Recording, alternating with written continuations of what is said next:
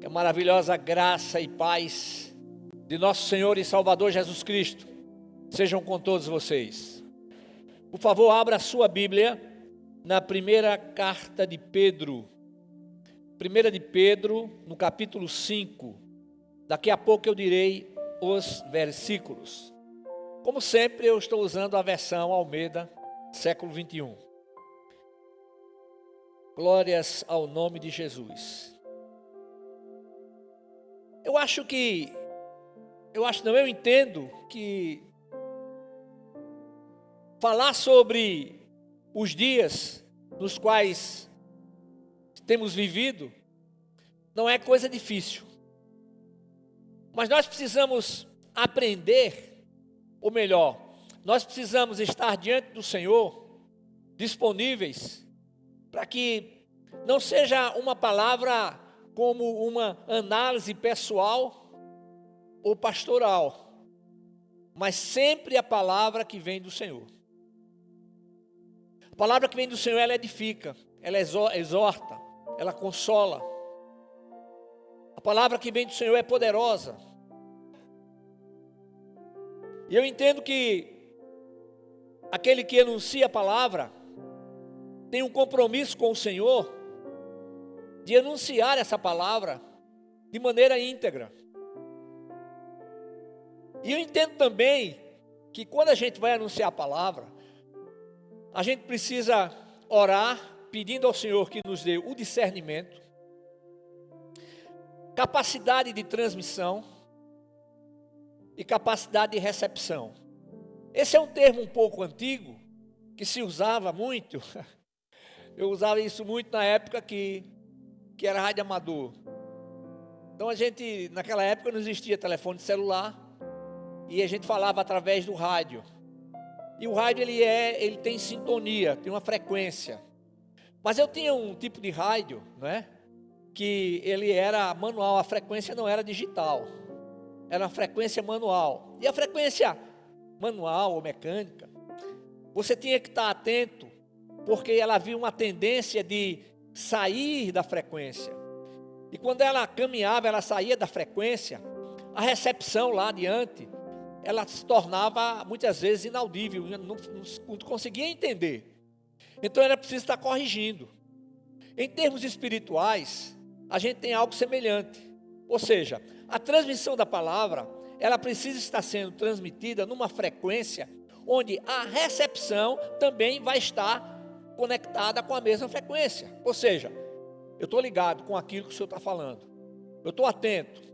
Porque às vezes a gente termina uma palavra, e se você chegar para algumas pessoas e perguntar assim: o que foi que o pastor falou hoje de manhã? A pessoa está dando uma voada, porque estava fora de frequência. Hoje nós não temos mais esse problema com o telefone, O que pode acontecer é cair a linha, começar a dar aquele barulho e você não entender, mas desliga e liga de novo.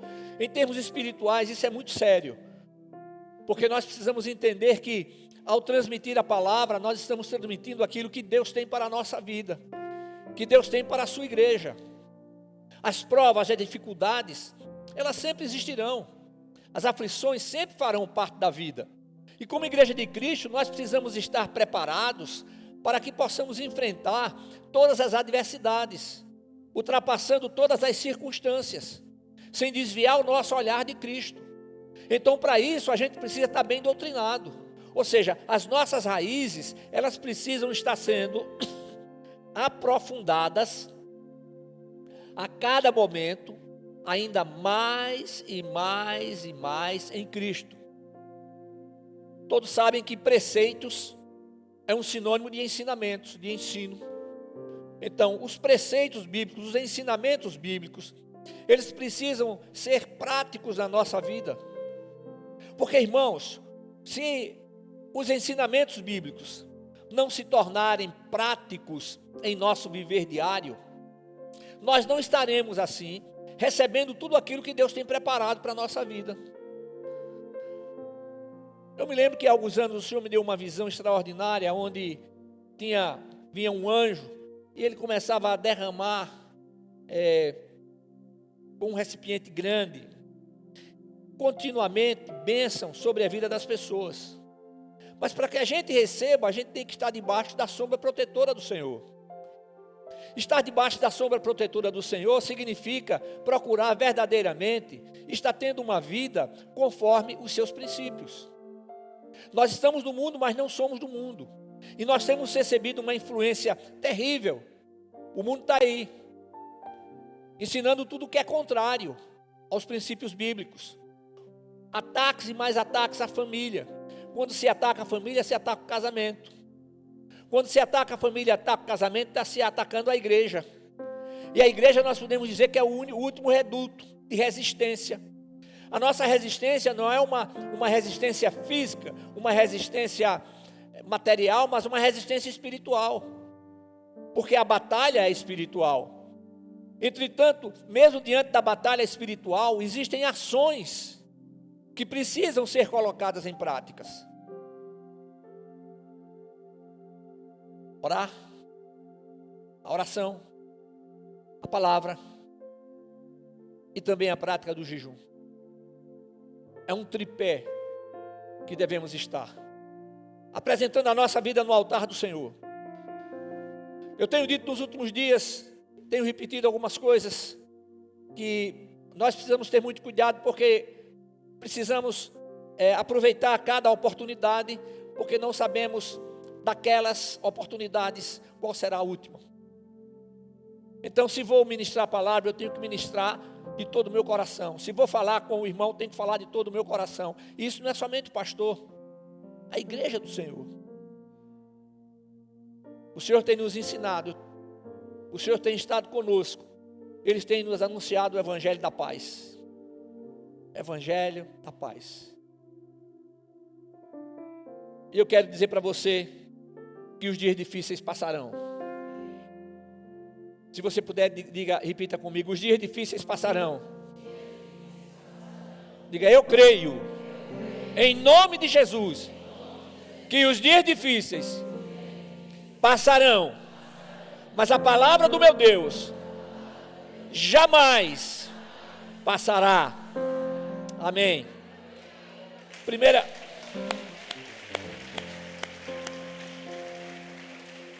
Glória a Deus, os aplausos são para o Senhor. 1 de Pedro, capítulo 5, versículos de 8 a 11. Diz assim: tende bom senso e estai atentos. O diabo, vosso adversário, anda em derredor, rugindo como leão, que procura a quem possa devorar. Resisti-lhe firmes na fé, sabendo que os mesmos sofrimentos estão acontecendo entre vossos irmãos no mundo. E o Deus de toda graça, que em Cristo vos chamou à sua eterna glória, depois de haverdes sofrido um pouco, Ele mesmo vos haverá de reabilitar, confirmar, fortalecer, alicerçar.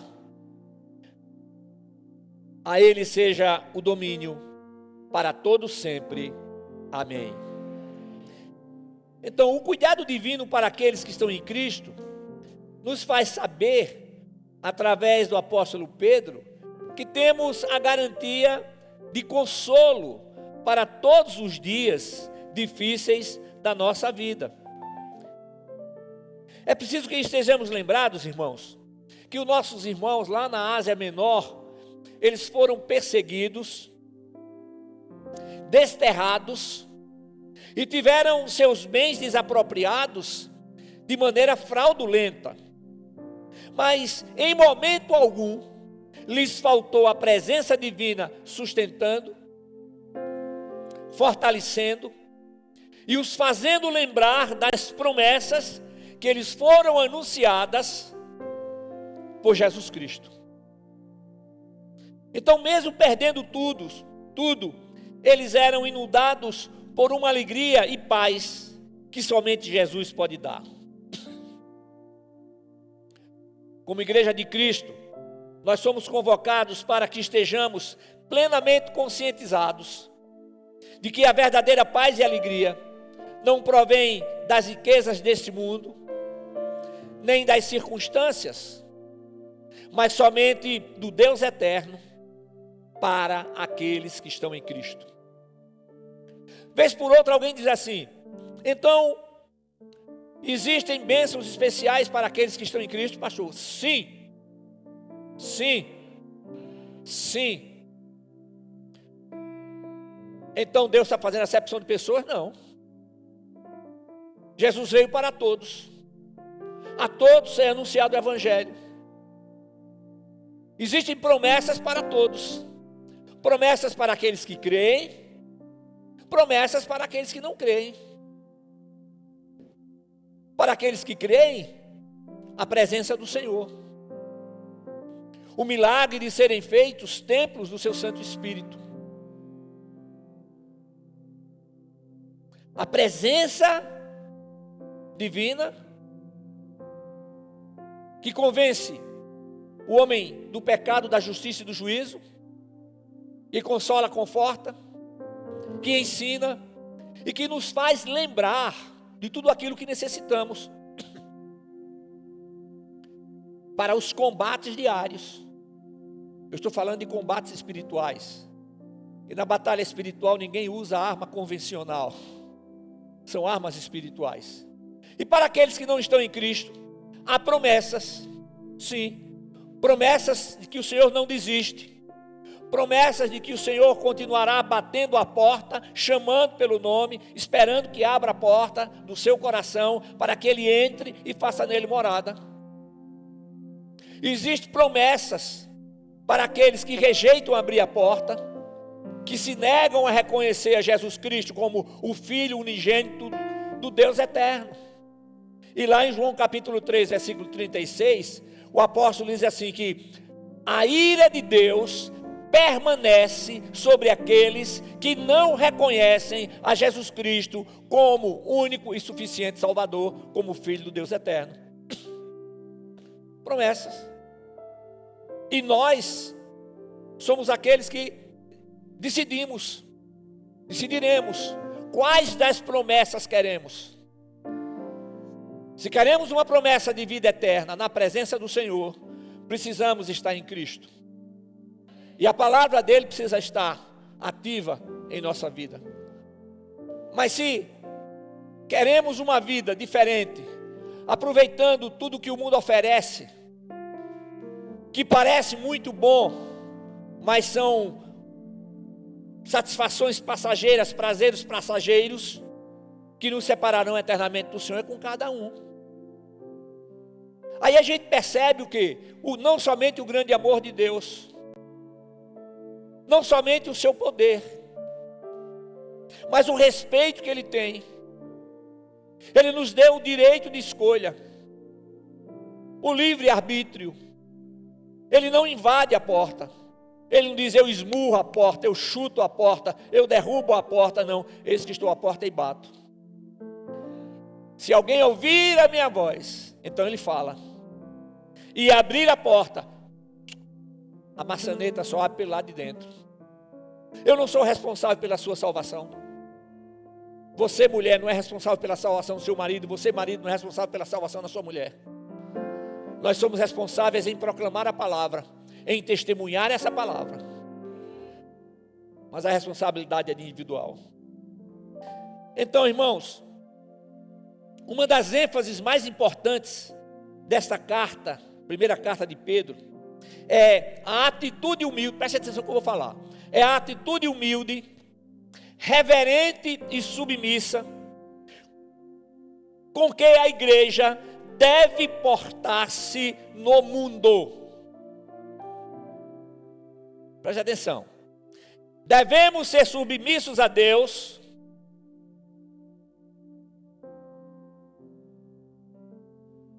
e às autoridades legalmente constituídas, conforme a carta magna de cada nação. Autoridades legalmente constituídas. Então significa o que, pastor? Quando existem autoridades que não foram legalmente constituídas, o que é que a igreja tem que fazer? Orar. Orar jejuar e apresentar a situação geral do país e pessoal diante do Senhor. Essa é a nossa batalha. Esse é o nosso trabalho como igreja de Cristo. Aí eu aproveito, dizendo que a gente tem que saber fazer escolhas certas. Eu sei, irmão, eu estou certo. Eu não acredito que na igreja do Senhor existam pessoas que vão autorizar seus representantes a serem favoráveis ao aborto, à ideologia de gênero, ao casamento entre pessoas do mesmo sexo. Por quê? Porque todas as vezes que as pessoas, que nós estamos em Cristo, que fazemos uma opção para que orientações, determinações ou leis sejam instituídas e que sejam contrárias aos princípios bíblicos, tais pessoas, biblicamente, estão em guerra contra Deus. Quer você aceita ou não, vai lá para a palavra e vê como é que diz. Vai lá. Não importa o que você ache, não importa o que você pense, não importam as suas análises, não importam as suas pesquisas, o que importa é a palavra. Se o seu comprometimento maior é com a palavra, tem que ser com a palavra e acabou.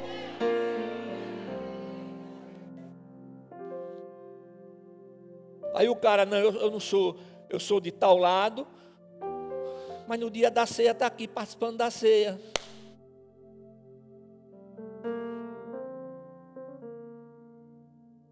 Pastor, a perseguição está tão grande, não se pode mais pregar na rua, não se pode mais distribuir panfleto na rua. E aí? Está feliz?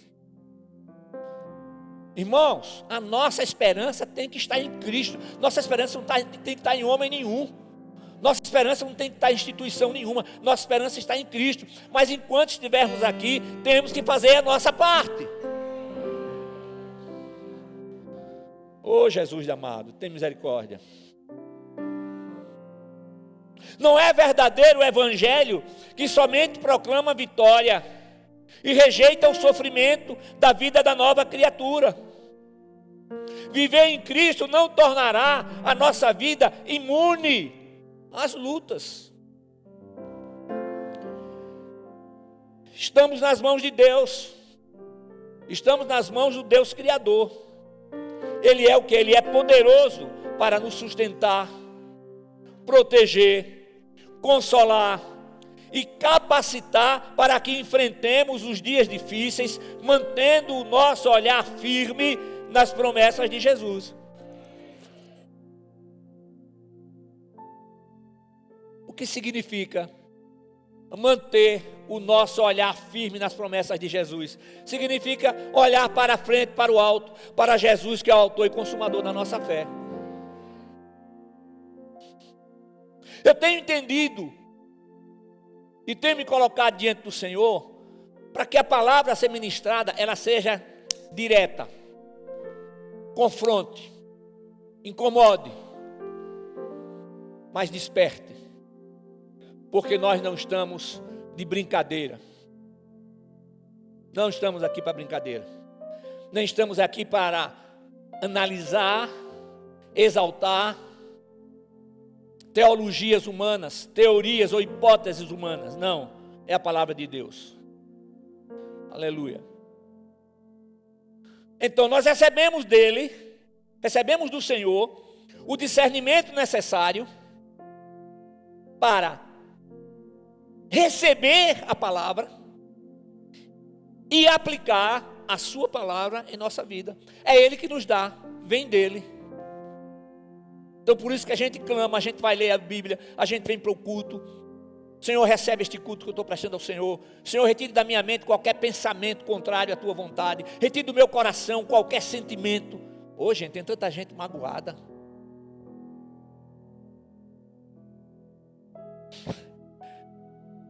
É sério. Aí eu tenho a mania de bater o pé assim, o pastor está batendo o pé assim, que é sinalizando que está hora de terminar o culto. Jesus da glória. Na verdade não, irmão, eu bato o pé mesmo porque eu gosto, tenho o costume de fazer isso. E eu vou deixar de fazer porque você analisa dessa forma? De jeito nenhum. Deus sabe meu coração. Então nós temos que fixar o olhar em Cristo. E isso também significa que nós temos que amar, nós temos que respeitar o nosso irmão.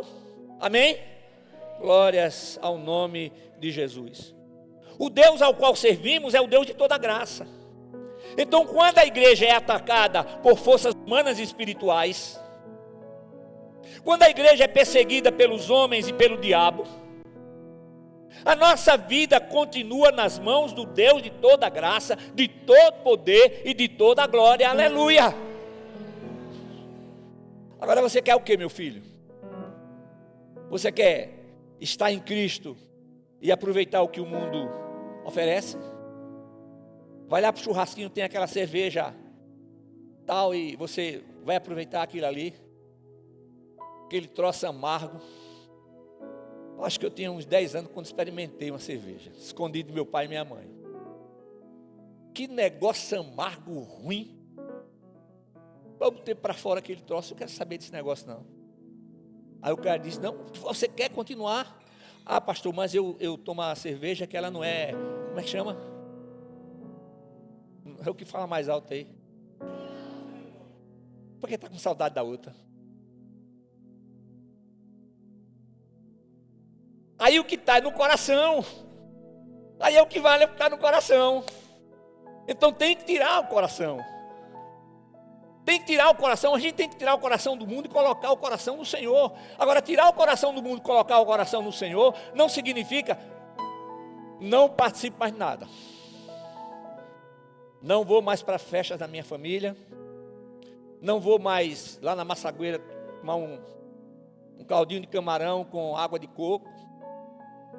Não saio mais de casa. Não, meu filho, você está ficando doido. Você tem que ir para si. Nós somos no mundo, mas não somos do mundo. Nós somos sal da terra e luz do mundo. Tem que fazer a diferença onde tiver. Eu tenho repetido isso, tenho dito de vez em quando. Aí chega alguma irmã e diz, mas pastor, meu marido não é crente. Sim, e daí? Aí ele me chama para ir no final de semana para o barzinho. E aí eu não vou, digo, está errada. Se arrume, bote seu perfume, se vista muito bem para o seu marido e vá com ele. Aí eu digo, antes que você fale, deixa eu dizer, quando chegar lá ele vai dizer a você que está com vontade de dançar. Aí você diz assim, mas eu sou crente, eu não danço. Não, está errada. Você diz, eu sou crente, eu não gosto de dançar, mas eu vou dançar com você porque você é o meu marido. Se levanta e dança com ele, vai falando baixinho, Deus, que seja a última dança. Deus, em nome de Jesus, salve esse homem. Deus, transforma esse homem. Ah, mas todo mundo está lá bebendo. Todo mundo está lá bebendo.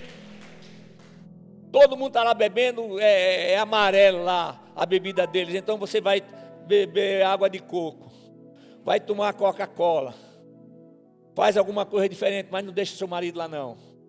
Porque se você não for dançar com ele, ele vai dançar com outro. E aí onde o negócio estraga. Trate bem. O cara é perdido. O cara não vale nada, mas você escolheu para seu marido. Então trate bem. Vai chegar uma hora que ele vai tocar, Deus vai tocar no coração dele, vai dizer, que negócio é isso? Eu pintando e bordando aí, essa mulher me tratando tão bem. Eu quero conhecer o Deus dessa mulher. É assim que funciona. Amém. A visão e os propósitos divinos para conosco ultrapassam a nossa capacidade de percepção de tudo que está sendo preparado para a nossa eternidade com a Trindade Santa. E o apóstolo Pedro, por 3 vezes, negou a Jesus na noite no qual o mestre foi traído. Mas ao cair em si, Pedro percebeu o seu pecado. Pedro percebeu o seu grande erro. E o que foi que houve? No seu coração, houve um arrependimento tremendo. E o Senhor, que vê o coração, aceitou o perdão de Pedro. Teria sido a mesma coisa se Judas tivesse pedido perdão. Deus teria perdoado, não tenha nenhuma dúvida com relação a isso. Aleluia, aleluia. Aleluia. Então foi o amor incondicional de Deus que perdoou a Pedro. Foi o amor incondicional de Deus que nos perdoou. Deus nunca lida conosco em virtude do nosso merecimento, mas de acordo com o seu amor incondicional. Mesmo quando falhamos, reconhecemos o erro e pedimos perdão a Deus, em nome de Jesus, nunca esqueça, somos imediatamente perdoados. Agora, perdoados não é para ir continuar cometendo o mesmo erro. Perdoados para não cometer mais o mesmo erro. Para levar uma vida diferente. Uma vida agradável a Deus. Eu falei aqui já, pouco antes dos festejos juninos, o que significava aquilo. Gente, vocês pensam que eu vou atrás de quem está indo para a festa de São João, São Pedro, São não sei o quê? Eu vou nada. Eu prego aqui. E a pessoa faz o que quiser. Ah, mas fulano ou Beltrano fizeram. Problema deles. A minha parte eu fiz. Tem que entender isso. Cada um prestará contas de si mesmo a Deus. Mas é uma coisa tão simples, é tão banal. Continue achando que é simples, que é banal. Quando chegar no inferno, você vai ver que não foi.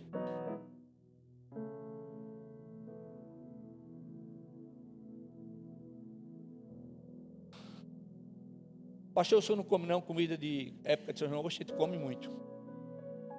Agora bem feito, tá? Uma pamonha bem feita, uma canjica, bolo de milho. Oxe, não se perde nada.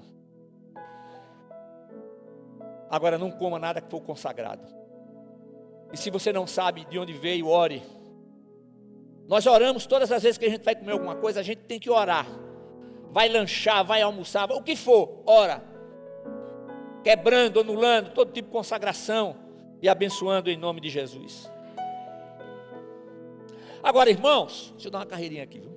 Deus permite o sofrimento não por longo tempo, mas por breve tempo.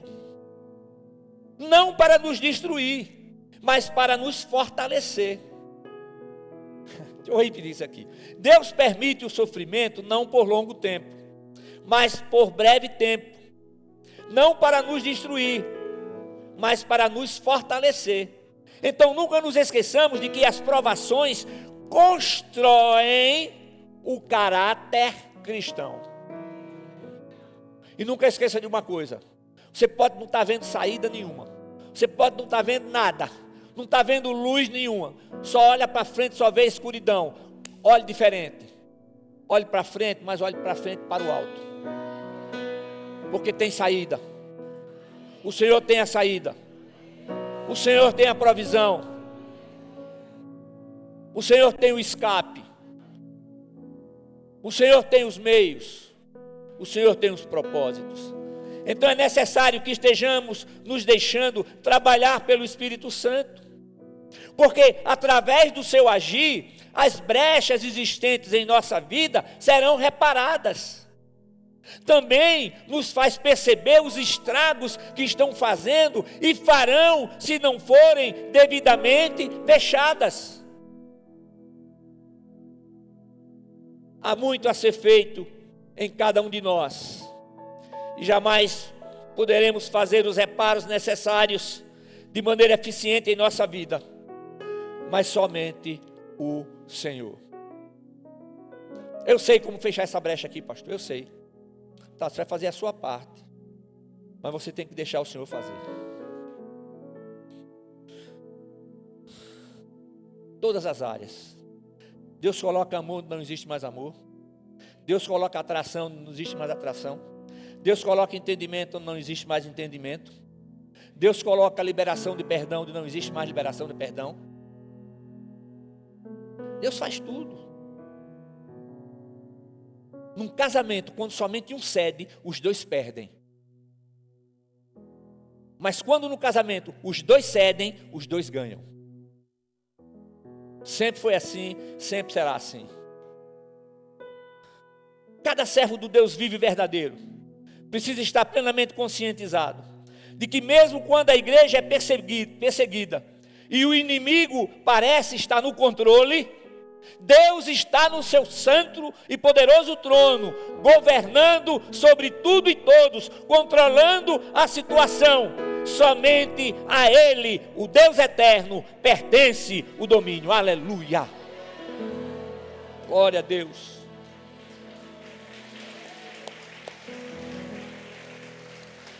A nossa vida na terra será marcada por lutas, alegrias, vitórias, perdas, decepções, dívidas, esperas, mas nunca nos esqueçamos: Deus está conosco e seus propósitos serão cumpridos em nossa vida. Romanos capítulo 8, versículo 28. Sabemos que Deus faz com que todas as coisas concorram para o bem daqueles que o amam, dos que são chamados segundo o seu propósito. Você pode dar glórias a Jesus? Olha só, o Espírito Santo usa o apóstolo Paulo, e ele diz: sabemos que Deus faz com que todas as coisas concorram para o bem daqueles que o amam. O senhor está querendo dizer que o prejuízo que eu tive foi Deus que mandou? Não estou dizendo que foi Deus que mandou, não, mas estou dizendo que vai concorrer para o seu bem. Você vai aprender a comprar melhor, você vai aprender a controlar melhor a sua empresa, você vai aprender a controlar melhor o seu caixa dentro de casa, para deixar de comprar em promoção, sem precisar. Vai aprender a não gastar o dinheiro todo que ganha, vai guardar uma parte. Essa tem sido a parte mais difícil para mim. Glória a Deus. Viver dentro de um padrão, onde você possa estar tranquilo. Quer ser próspero? Seja um fiel dizimista. Quer na internet, olha, gente, na internet tem coisa boa e tem coisa ruim. Tem lá um negócio lá, que o cara diz assim, que o dízimo não é para período da graça, período da nova aliança. Aí só cita o Antigo Testamento. Gente, está lá. Vocês me dão o dízimo do endo, do coinho, tal. Vocês devem realmente dar o dízimo. Ser dizimista é onde o Senhor repreende o devorador. Ele repreende o devorador na nossa vida. Você não crê? Não creia. Continue aí no vermelho. Continue aperreado. Agora a gente oferta. A gente tem os dízimos e as ofertas. Dá oferta. E aí o Senhor vai dar o quê? Vai prosperando. E no dízimo ele repreende o devorador. Pastor, não sei o que foi que houve esse mês. Olha, foi tanta coisa, não deu certo. Tive despesa com o médico. Eu disse: olha, eu faço assim. Você tem sido fiel dizimista? Não tenho condição não, pastor. Não tenho condição de ser fiel dizimista não, pastor. Deus sabe meu coração. Ou eu pago as minhas contas, ou eu for dizimista. Eu digo: infelizmente, vai morrer desse jeito se não mudar. Porque o Senhor disse que são as primícias. Recebeu, mas eu recebo aos poucos. E aí? Recebeu 300? Vem para o culto, ou passa um pique, recebe 300, o dízimo é 30. 30. Eu não vou comer, eu não vou pagar dívida com o dinheiro que não é meu, com o dinheiro que é do Senhor. Mas eu não creio assim. É um direito seu. E o Senhor vai fazer o quê? Eu continuar pregando.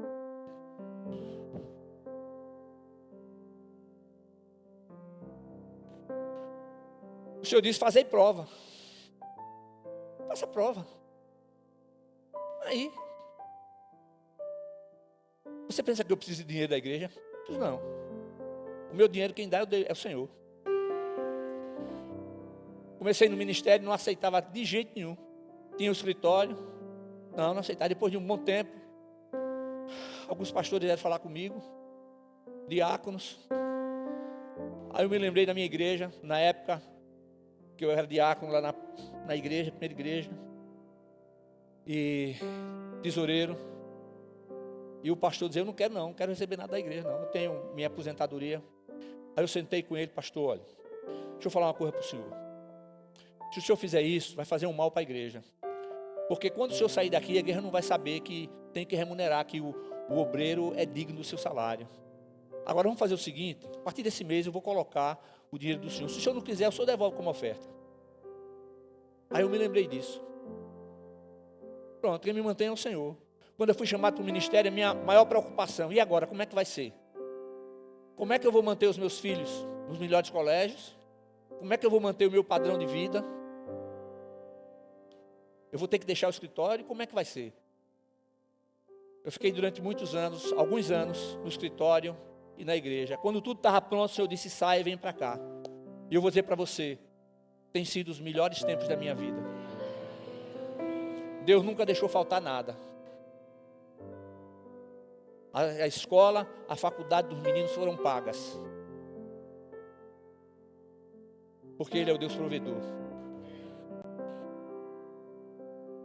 Mas num tempo que eu esqueci dos ensinamentos de minha mãe e do exemplo de meu pai, de ser um fiel dizimista, eu apenas era um crente de cadeira.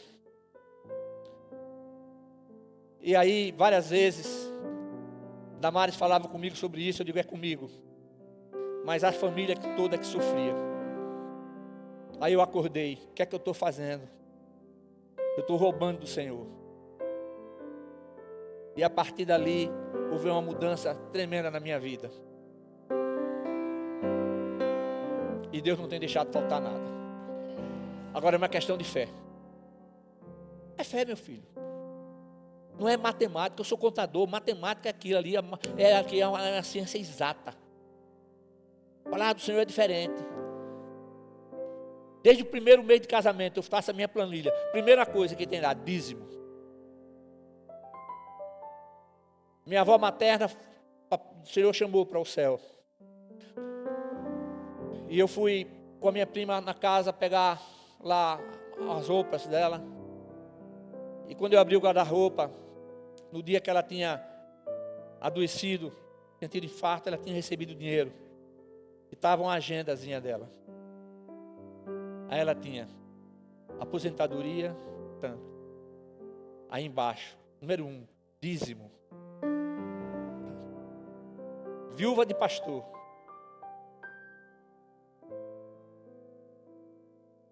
Então são as escolhas. O que é que você escolhe para ser bênção na sua vida?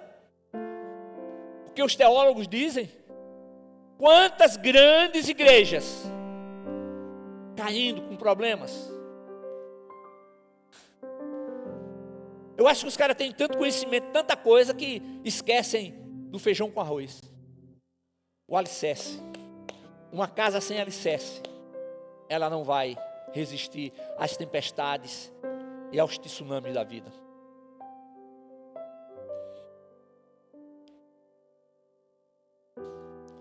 A presença gloriosa e poderosa do Espírito Santo em nossa vida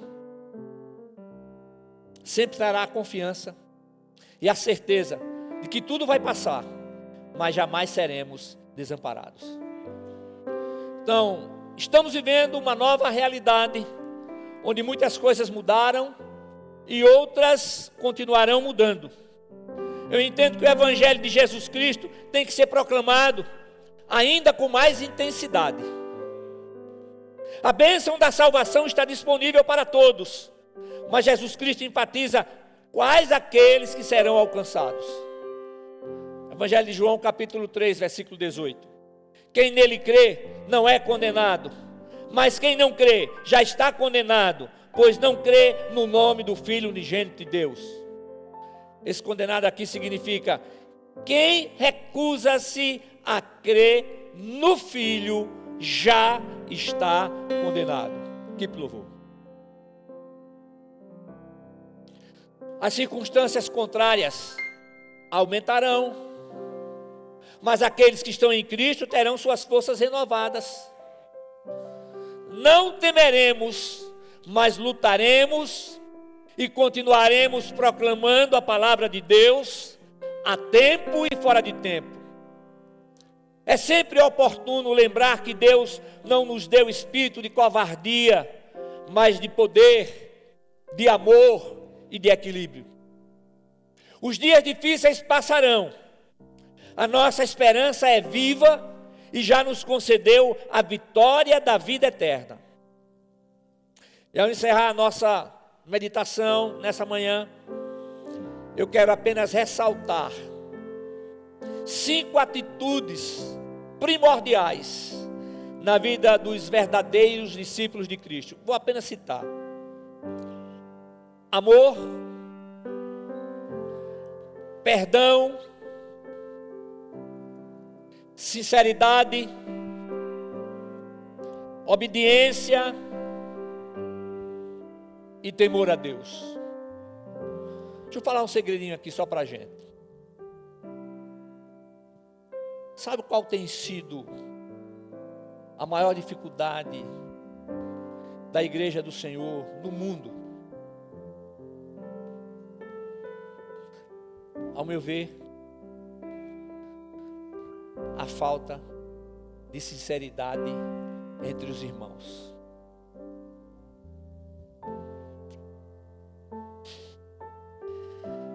Se não há sinceridade entre os irmãos, não pode haver amor.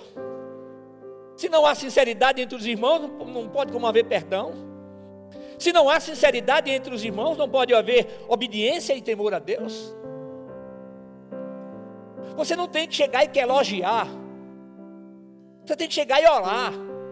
Mas se vem uma palavra de elogio, que é correta, que é sincera, que é de coração, elogie. Mas ore. Não comente nada negativo com ninguém. Se tem necessidade de falar, procura seus pastores. Sinceridade é fidelidade. O infiel não vai entrar no reino dos céus.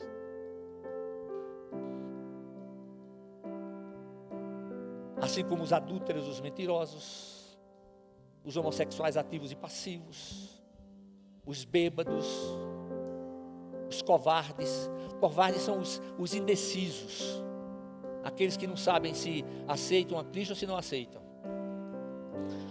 Todos os dias difíceis passarão, mas a palavra de Deus permanece para sempre.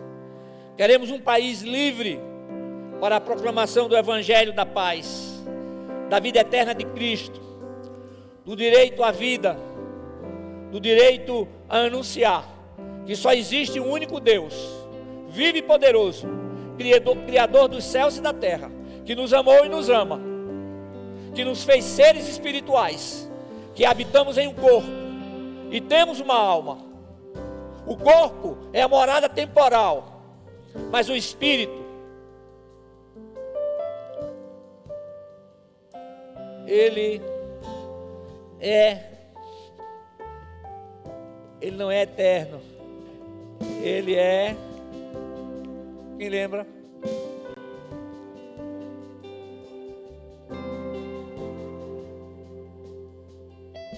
Imortal. E sabe quando é que o cara recebe o Espírito? Na hora que houve a geração entre o óvulo e o espermatozoide. Aquele embrião já é uma vida.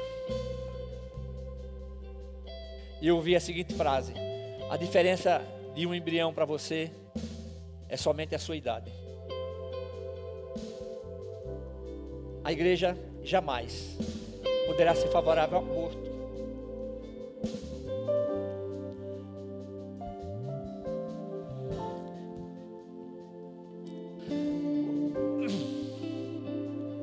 Os médicos disseram para os meus pais: se a senhora não abortar essa criança, a senhora vai morrer. Tem que abortar.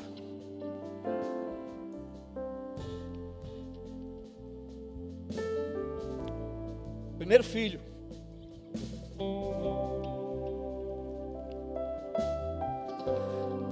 pais resolveram orar. Os meus avós. E a criança nasceu. Nasceu fora de tempo. Naquela época as pessoas visitavam. E algumas que iam visitar diziam para minha mãe: uma criança tão linda, mas a gente sabe que não vai conseguir sobreviver. Aí proibiram as visitas.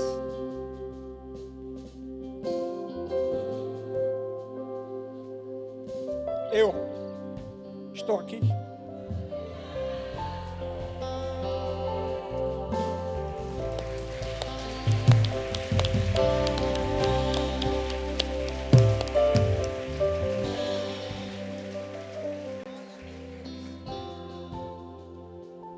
Jamais serei favorável ao aborto.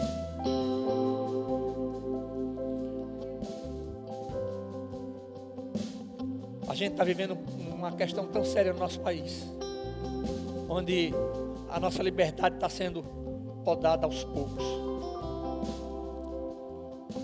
O que a gente fala corre risco e mais risco.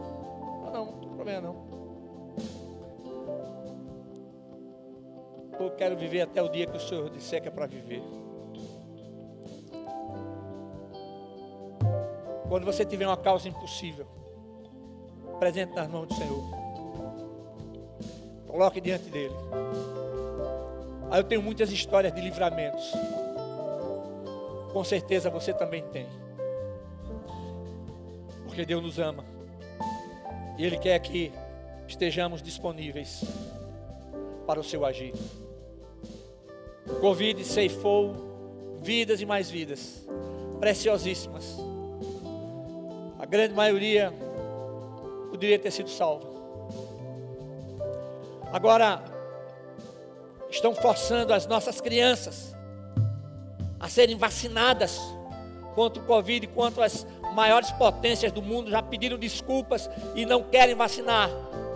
Mas para a escola, para fazer a matrícula da criança aqui, se não tiver o cartãozinho que fez a vacina do Covid, não faz a matrícula. Eu disse para uma mãe essa semana, já fez, tive que fazer, pastor. Se tivesse perguntado a mim, eu diria que não fizesse. Bota para estudar em casa. Os males que estão aí prestarão contas ao Senhor. Eu dizendo isso aqui, eu estou indo em conta ao sistema, mas é uma realidade. Mas eu tive Covid, fiquei internado durante 15 dias na Unimed. Estou aqui porque Deus tem propósito com a minha vida. Deus propôs a sua vida porque tem propósito na sua vida. Deus propôs a sua vida porque tem propósito na sua vida. E que esses propósitos sejam concretizados, sejam realizados em nome de Jesus. Amém? Vamos ficar de pé. Obrigado, Senhor, por essa oportunidade de ministrar a Tua palavra. Pai querido, em nome de Jesus, recebe os dízimos e ofertas que estaremos agora depositando nas salvas, enviando através do Pix, através da nossa conta. Que a Tua igreja aplique cada valor recebido conforme a Tua direção, Pai. Em nome de Jesus. Amém.